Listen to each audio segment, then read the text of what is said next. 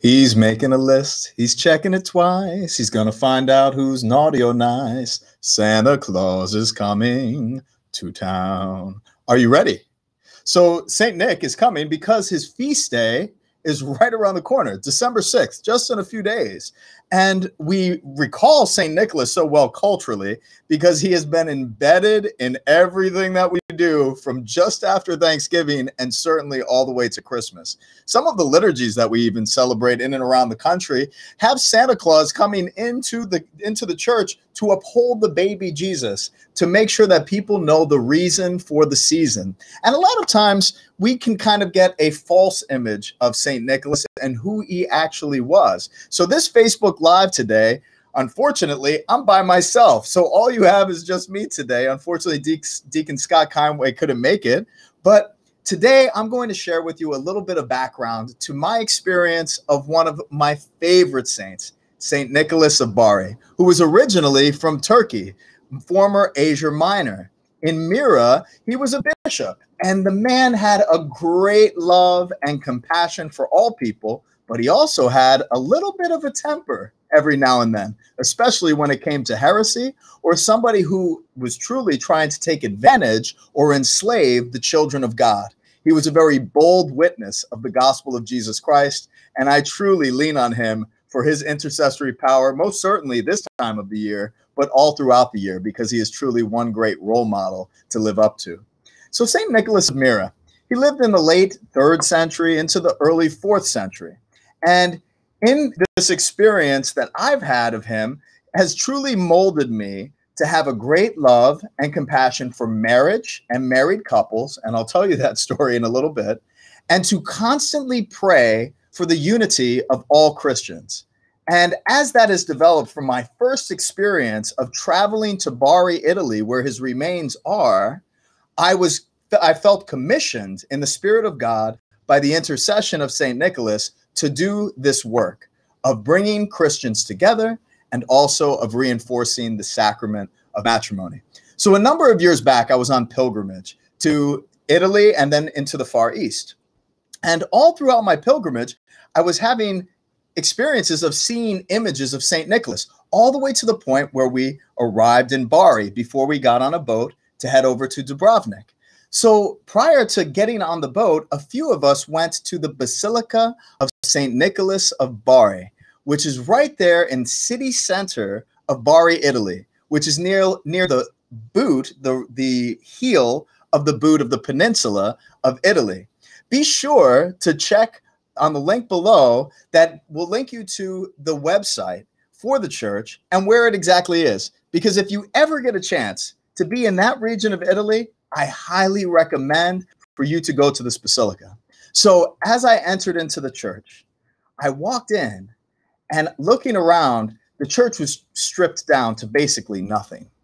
And I was already filled with great anticipation. So it was almost a shock because every other church throughout Italy and certainly throughout Europe is ornamented to the max.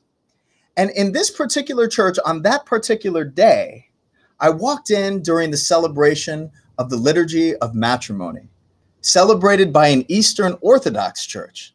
You see, in this basilica, there are many rituals that are celebrated because St. Nicholas obviously was in Asia Minor, where the Eastern churches primarily took up their seat and where they practiced the faith in their particular rituals. But being that St. Nicholas's remains are in a Roman church, the Roman rite is also celebrated with great veneration.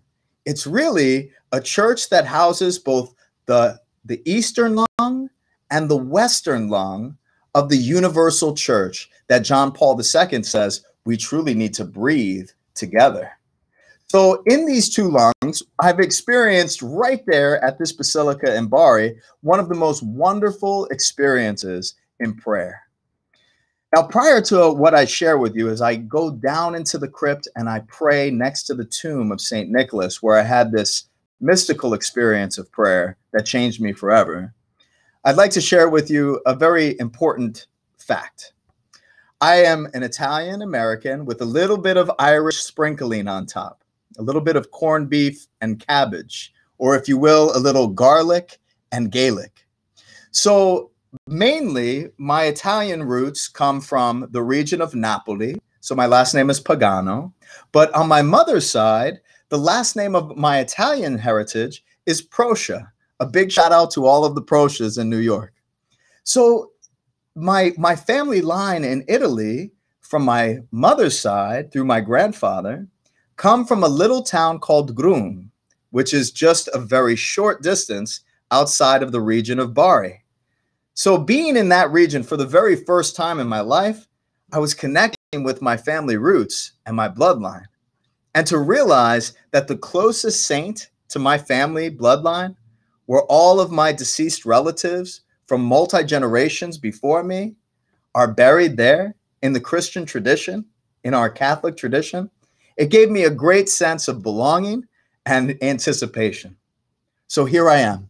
I walk into the church and I immediately proceed to the tomb and I walk down this long staircase. And it was like everything slowed down. And as I entered into the tomb area, I walked over to the altar where the remains of St. Nicholas are kept. And I prayed there.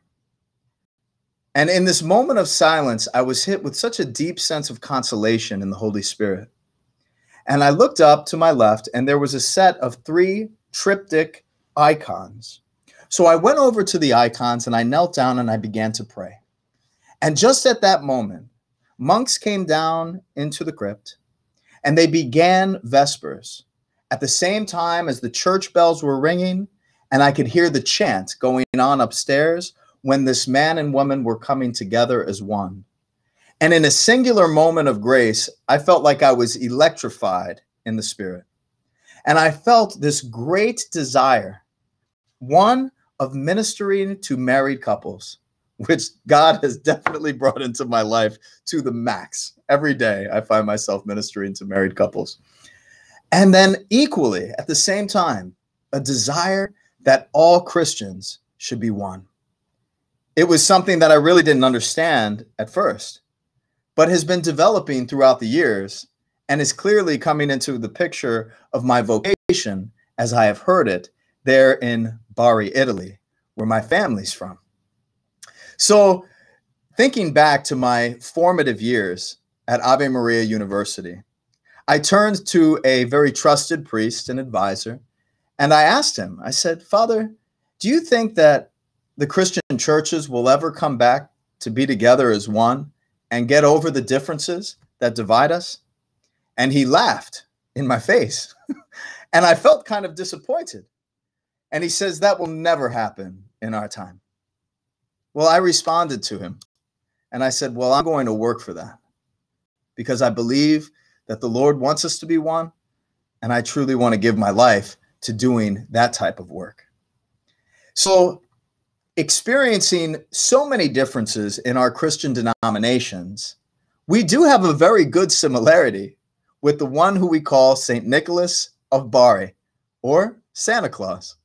Because Santa Claus, for all Christians, in the Eastern churches, in our Latin church, in Lutheranism, in Baptist brothers and sisters, they all revere this great man.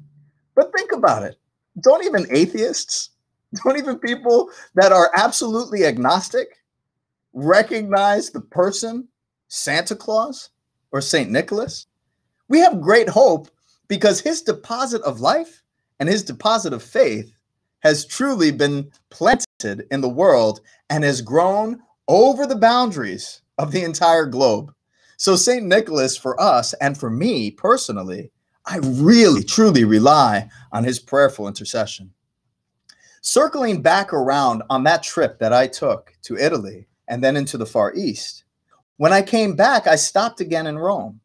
And walking around one of the museums that was open on that particular day, I started seeing all of these gifts from all of these Eastern Orthodox churches of icons of St. Nicholas. Again, just an affirmation that we are moving in the direction through the gifts that are respective to our traditions and in reverence to each other's traditions. In that experience of mutual love and fraternity, we can grow and be conformed into a greater unity. So I invite you, my brothers and sisters, to join with me in prayer to the real Saint Nicholas, who wants to be assured.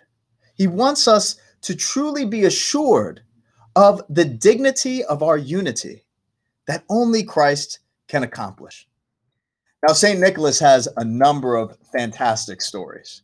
I mean, the Council of Nicaea, you know, the guy's probably like in his 40s or 50s or so. He makes it to the council. There's no record of him in being there at any of the talks or that he was a large contributor, but it is said that he slapped a heretic in the face. He slapped Arius himself in Arianism, that heresy that was confronted and then overcome by proper Orthodox teachings.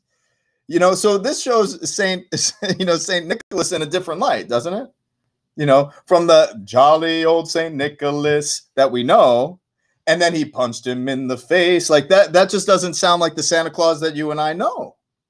You know, Saint Nick was a bold witness of the truth. If there was something that was confronting the human person that would be destructive, he was very, very passionate about that. Think about how the whole idea of Saint Nick coming down the chimney and giving gifts to a particular family, that comes from him dropping gold down chimney blocks for people, for young women to not be sold into prostitution. How awesome is that?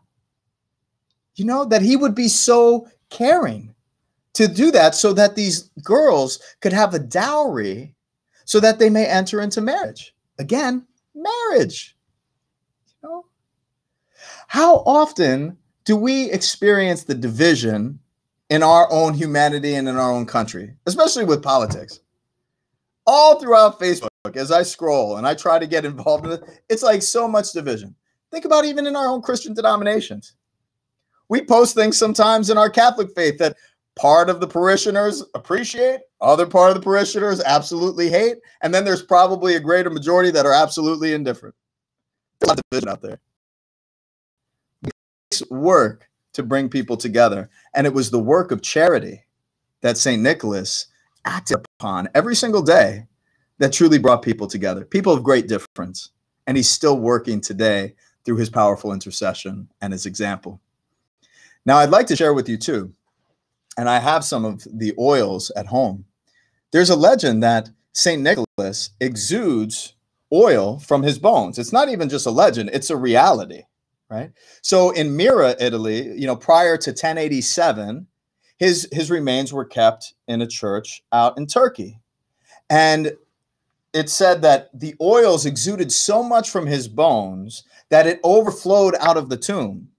And people would experience many, many miracles through this oil that was called manna or myrrh. Today, every December 6th, when we commemorate the death of St. Nicholas, there is a flask that is lowered down in his crypt, and what the containers pick up is the oil that exudes from his bones still today. That happens annually. And that is mixed with an olive oil and blessed, and then distributed for the needs of the people of God and devotional life. I use that devotional oil all the time in my ministry. And I'm so excited about being with the children at San Juan del Rio to be able to administer this great reverential oil with them on the 6th and hear their confessions. So, my brothers and sisters, the ministry of St. Nicholas is still alive. And I hope that you will join me on my Catholic talk show that's going to be releasing an episode tomorrow, because we're going to be talking about a story of St. Nicholas where he became and held up to be the patron of all children. It's a fantastic story, and you don't want to miss it, because St. Nicholas himself confronts a murderer of children. And he truly conquered that murderer and confronted him. So tune in to the Catholic Talk Show. You'll see a link below. And this is a nice little effort that I'm doing. I'd love you to participate and become a part of the Catholic family, the Catholic Talk Show family. So be sure to click on that link. It will be released tomorrow. So check in on all of our platforms. If you want to go to the website, CatholicTalkShow.com. We're on all of the platforms like YouTube, Spotify, Stitcher, iTunes, etc. So be sure to connect with us. And I thank you so much for joining us for this Facebook Live event, talking about the real St. Nicholas and who he could be for you and who he could be for me. Have a beautiful season of Advent, and through the intercession of St. Nicholas, may he inspire a greater sense of work for the unity of all Christians, and most certainly a reverence for the sacraments of Jesus Christ.